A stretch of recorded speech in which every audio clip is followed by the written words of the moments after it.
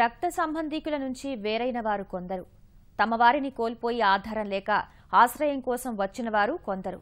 ఇలా వచ్చిన వారికి ఆదరువుగా మారింది విజయనగరంలోని ఖాదర్ వలీ బాబా వెలుగు వృద్ధాశ్రమం. జీవిత చరమాంకంలో ఉన్నవారికి ఆసరాగా నిలవటంతో పాటు వారిలో నైపుణ్యాన్ని వెలికితీసి చక్కని ఆకృతుల రూపకల్పనకు ప్రోత్సాహమిస్తోంది.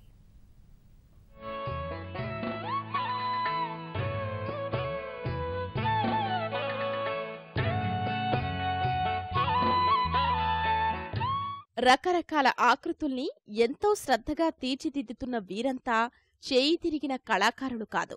తమకు భారమని తలచి కుటుంబ సభ్యులతో ఇంటి నుంచి గెంటివేతకు గురైన వృద్ధులు.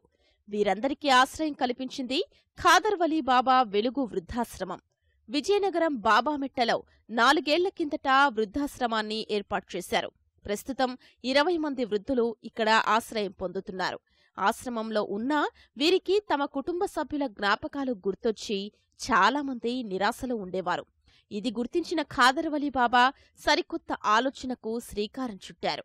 గత జ్ఞాపకాలు గుర్తుకు రాకుండా ఉండేందుకు వారికి మట్టి బొమ్మల తయారీలో శిక్షణ ఇచ్చి ఆకృతులు తయారు చేయడం నేర్పిస్తున్నారు.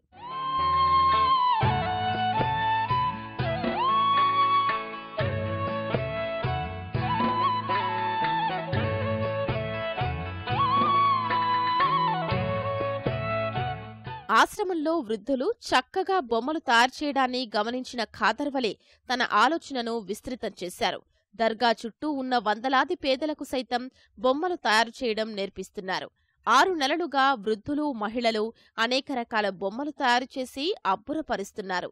ఫలితంగా ఆశ్రమానికి నిధులు సమకూరడంతో పాటు పేద కుటుంబాల్లో మహిళలకు కొంతమేర ఆదాయం సమకూరుతోంది. ఇక్కడ బాగా ఉంది, మేము ఇక్కడ ఉండిపోయాడు. అందుకే బొమ్మలు చేయడం, ఈ కుండలు చేయడం అన్నీ నేర్చుకున్నాం. ఇగో ఈ చేయడం మట్టితో చేస్తా. అందరూ కలిసి బాగా ఉంటున్నాం. మాకు ఇంకేం లోటు లేదు. ఈ పని చేసుకుంటూ సంతోషంగా ఉన్నాం. ఆనందమా మరి ఆనందం అండి.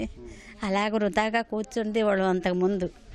ఇప్పుడు ఈ పని వచ్చాక ఊసిపోతుంది కదండి. ఏదో చేసుకొని బొమ్మలు వాళ్ళు చెప్పినవి చేసుకొని అలాగా టిఫిన్లు, భోజనాలు, టీలు అన్నీ బాగా చూస్తారండి. మేమందరం డోకరా వాళ్ళం అండి. ఈ రోజుకి మేము వచ్చిన కాంచి కూడా ఇలా బొమ్మలు ఇవన్నీ నేర్చుకొని మాకు కొంచెం వచ్చింది. ఇవి కొంచెం బాగా డెవలప్ అయితే ఇంకా ఉన్న వాళ్ళు కూడా తీసుకొద్దామని ఆశిస్తున్నాం. ఆ ఆశ్రమంకి కూడా కొంచెం మాకు చేతనైనంత ఇది మేము చేస్తాం. ఆ విధంగా మా పిల్లలు కూడా మేము పెంచుకుంటున్నాం సార్. వృద్ధులు తయారు చేసిన బొమ్మలతో ఆశ్రమం ఓ కళాక్షేత్రంగా మారింది. శివారు కాలనీల్లోని డ్వాక్రా మహిళలకు సైతం శిక్షణ ఇచ్చి ఉపాధి కల్పిస్తున్నారు. పర్యావరణాన్ని దెబ్బతీసే ప్లాస్టిక్ బొమ్మల వినియోగం తగ్గించాలనేదే తమ ధ్యేయమని వృద్ధాశ్రమ నిర్వాహకులు ఖలీల్ బాబు అంటున్నారు. వృద్ధులు, డ్వాక్రా గ్రూపు మహిళలు తయారు చేసిన బొమ్మలతో భారీ ప్రదర్శన విజయనగరంలో ఏర్పాటు చేస్తామని తెలిపారు. ఇది ప్రారంభించి దాదాపు 4 ఏళ్ళు అవుతుంది.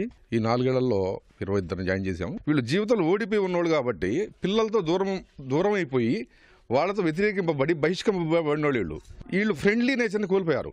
ఓల్డేజ్ హోమ్లో వాళ్ళలో ఫ్రెండ్లీ నేచర్ పెరిగిపోయింది. బీపీ లెవెల్ సమానం లెవెల్ అయిపోయినాయి, షుగర్ లెవెల్ అయిపోయినాయి. అంటే ఇవాళ బీపీ షుగర్ టాబ్లెట్ వాళ్ళు వేసుకోవట్లేదు. ఇవాళ మట్టిని మర్చిపోయారు అందరూ. ప్లాస్టిక్తో స్నేహ సంబంధం ఏర్పడింది. ప్లాస్టిక్ వస్తువుల్ని బహిష్కరిద్దాం సార్. ఈ మట్టి వస్తువుల్ని కొంచెం అందరూ సపోర్ట్ చేస్తే విజయనగరంలో ఇంటింటికి మట్టి వస్తువులు వాడేలా చేయగలుగుతాం. నిరాశ్రయులైన వృద్ధులకు నీడనిస్తున్న వెలుగు వృద్ధాశ్రమం నేడు కళాకారులకు కేంద్రంగా మారింది. పేద మహిళల్ని ఆర్థికంగా బలోపేతం చేయడానికి ఉపాధి అవకాశాల్ని కల్పిస్తోంది.